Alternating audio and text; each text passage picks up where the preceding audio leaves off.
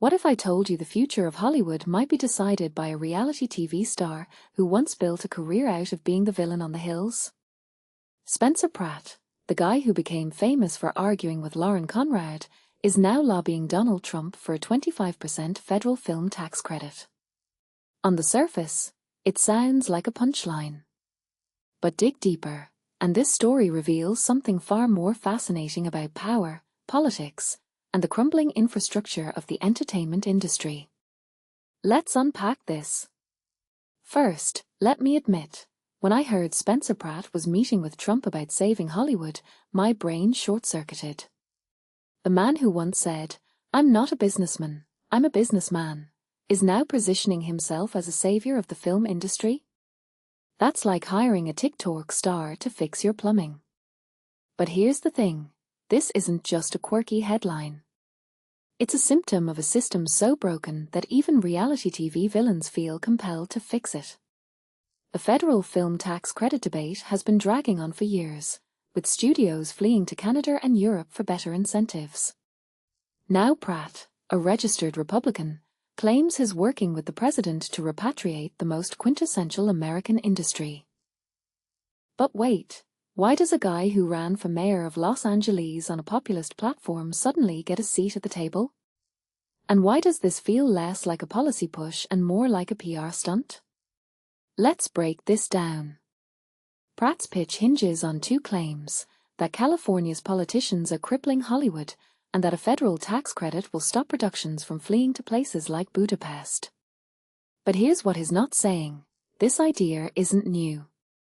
Studios have been begging for federal incentives for decades, and even bipartisan figures like Adam Schiff and Laura Friedman support versions of it.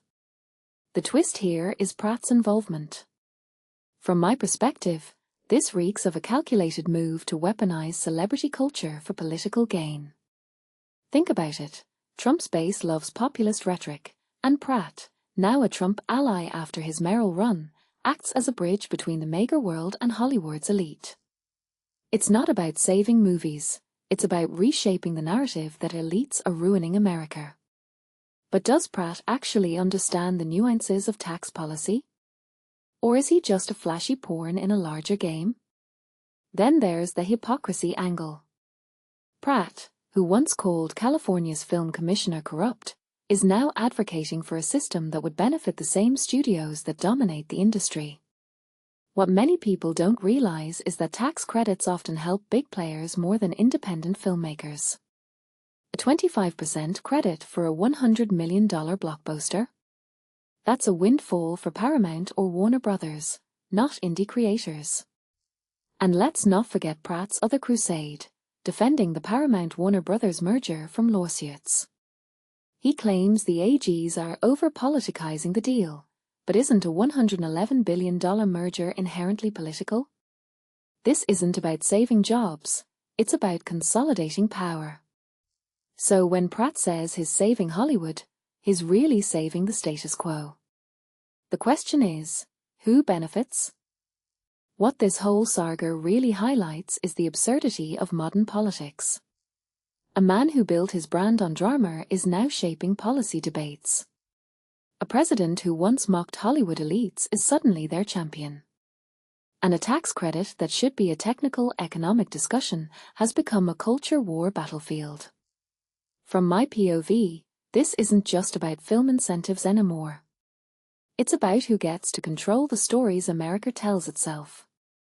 When Spencer Pratt and Jon Voight, another Trump-aligned Hollywood ambassador, champion this cause, they're not just pushing policy. They're rewriting the script on who owns the entertainment industry. And if you take a step back, isn't that the real story here? The battle for Hollywood's soul isn't happening in boardrooms, it's playing out in Instagram posts and golf course meetings. So what do you think? Is Pratt a genuine advocate, or just another player in a reality show masquerading as politics? Let me know in the comments, because trust me, this is one plot twist we're all going to be watching.